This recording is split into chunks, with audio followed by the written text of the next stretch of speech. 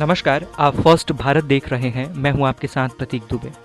जैसे ही देश के प्रधानमंत्री नरेंद्र मोदी अपनी मन की बात कार्यक्रम में सिवान की बेटी प्रियंका पांडे का नाम का जिक्र किया तो वह नाम चर्चा का विषय बन गया और लोग प्रियंका को जानने के लिए अपनी सोर्स लगाने लगे।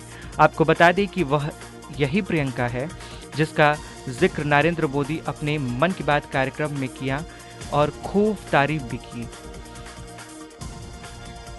प्रियंका ने मोदी जी के बताए गए रास्ते पर चलकर देश के प्रथम राष्ट्रपति डॉक्टर राजेंद्र प्रसाद की पैतृक गांव पहुंच नमो ऐप पर अपनी प्रतिक्रिया साझा की थी, जिस पर मोदी ने अपने मन की बात कार्यक्रम में प्रियंका पांडे का जिक्र किया। प्रियंका गुटनी के बहेलिया पांडे गांव के स्वर्गीय विजय पांडे की बेटी हैं। प्रियंका 6 बहन और 1 भाई हैं। प्रियंका की सपना IAS बनने की है, साथ ही मोदी और देश के राष्ट्रपति से भी मिलने की उम्मीद पाल रखी हैं। 23 वर्षीय प्रियंका पांडे मोदी को धन्यवाद दिया है। प्रियंका उत्तर प्रदेश से MA की पढ़ाई की है। अब वह UPSC की तैयारी कर रही हैं। प्रियंका कहती हैं कि जब PMO से फ़ोन आया तो मैं बहुत खुश हो गई और मन की बात कार्यक्रम के बाद लोगों ने मुझे बहुत बधाइयाँ भी दिया। प्रियंका की मां ने मोदी को बहुत धन्यवाद कहा है। इन्हीं संदेशों में एक ऐसा भी संदेश है जिसने मेरा ध्यान खींचा। ये संदेश है बहन प्रियंका पांडे जी का। 23 साल की बेटी प्रियंका जी हिंदी साहित्य की विद्यार्थिनी है और बिहार के सिवान में रहती है। प्रियंका जी ने नमो ऐप पर लिखा है कि वो देश के 15 घरेलू पर्यटन स्थलों पर जाने के मेरे सुझाव से बहुत प्रेरित हुई थी। इसलिए 1 जनवरी को वो एक जगह के लिए निकली जो बहुत खास थी। वे जगह थी उनके घर से 15 किलोमीटर दूर देश के पहले राष्ट्रपति डॉक्टर राजेंद्र प्रसाद जी का पैतृक निवास। प्रियंका जी ने बड़ी सुंदर बात लिखी है कि अपने देश की महान विभूतियों को जानने की दिशा में उनका ये पहला कदम था। प्रियंका जी को वहां डॉक्टर राजेंद्र प्रसाद जी द्वारा लिखी गई पुस्तकें मिली, अनेक ऐतिहासिक तस्वीरें मिली। वाकई प्रियंका जी, आपका यह अनुभव दूसरों को भी प्रेरित करेगा। साथियों, इस वर्ष से भारत अपनी आजादी के 75। आपकी ट्वीट को मोदी जी ने मन की बात में आपकी तारीफ की। ये आपके अंदर कैसी ये सोच कहाँ पे है? सर, सबसे पहले तो इस बात के लिए मैं प्रधानमंत्री मोदी जी का दिल से आभार व्यक्त करना चाहूँगी।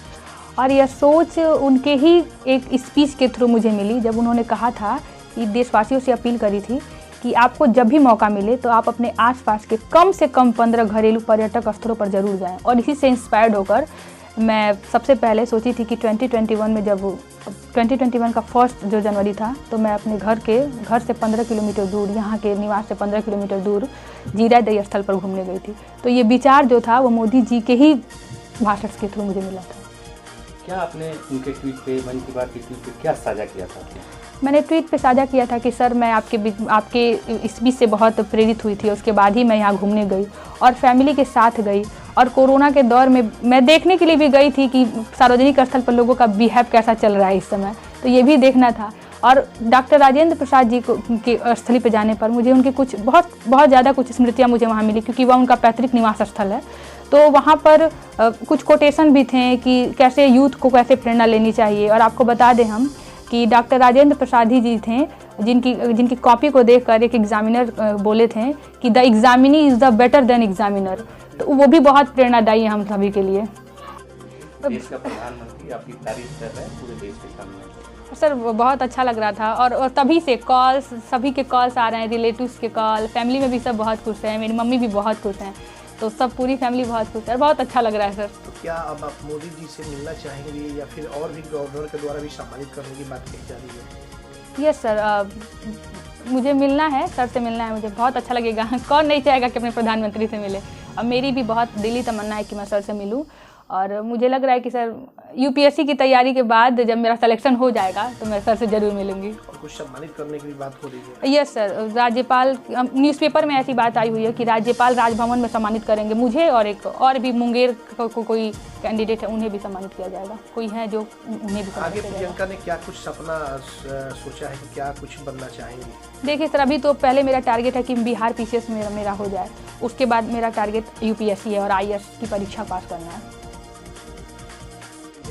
तो उसके बाद से क्या आपको पीएमओ से कॉल या बधाइयाँ किस तरीके से मिल रही है? सर पहले तो कुछ फ़ोटोज़ के लिए कॉल आई हुई थी कि कुछ और फ़ोटोज़ आप सेंड करिए, क्योंकि उस पीएमओ पे सिर्फ एक ही फ़ोटो अलाउ था, अटैच करना था। तो मैंने एक उस मोमेंट का फ़ोटो किया था। यहाँ पे डॉक्टर राजेंद्र प्रसाद की जन्मस्थली पर महात्मा गांधी भी आए हुए थे और उन्होंने 2 दिन तक अपना मौन व्रत रखा था। तो वो फ़ोटोज़ मैंने वहाँ पे दी थी। लेकिन कुछ उसके और जब कार्यक्रम हो गया, मन की बात प्रोग्राम कल जब हो गया, तो उसके बाद कॉल आई थी बधाई देने के लिए कि प्रियंका आप अपना नाम सुनी है और आपको कैसा लग रहा है, और आपके उज्जवल भविष्य के लिए हम सभी की ओर से ढेर सारी शुभकामनाएं। पहली विजिट आपने जीरा देवी को ही क्यों चुना? सर देखिए, इसके पीछे भी एक खास रीज़न है, क्योंकि उस समय मैं यहाँ सिवान थी भी और अपने आसपास ही जाना था, और प्रतियोगी परीक्षाओं की तैयारी के दौरान बहुत समय नहीं मिल पाता है कि हम बहुत दूर दूर भ्रमण करने के लिए जाएं।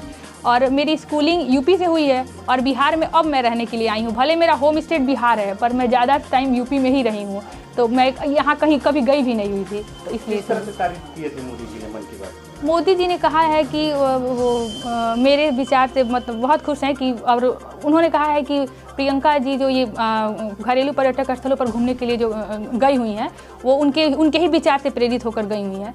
और फिर उन्होंने आगे कहा कि सभी देशवासियों को प्रेरणा लेनी चाहिए कि वो भी ऐसा करें। जी हम इसी पर बहुत खुश हैं, इतना ही पर बहुत खुश हैं। यही मेरा मन में है, खुशी है, लालसा है कि मेरी बेटी आगे बढ़े, इनकी मन है जो इच्छा है पूरी होते हैं हम कि हमारी बेटी प्रधानमंत्री जी से मिले, बात करें।